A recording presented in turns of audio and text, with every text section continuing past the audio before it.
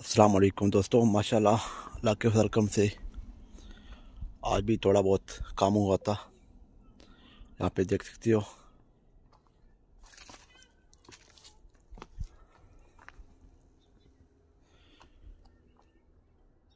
यहाँ से माशाल्लाह काफ़ी है टाइम काम। अभी भी यहाँ पे बहुत कुछ काम करना है। यहाँ पे दोस्तों यहाँ पे दीवार भी लग जाएगा ना दरमियान में।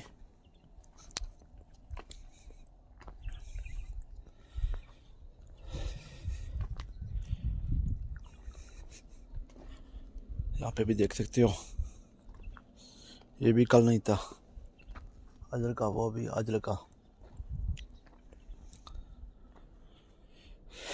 यहाँ पे क्योंकि साइन है बरामदा, यहाँ पे देखो, यहाँ पे रोशनदान लग रहे हैं रोशनी के लिए। तो दोस्तों यहाँ पे एक खिड़की लग रहा है, देखो।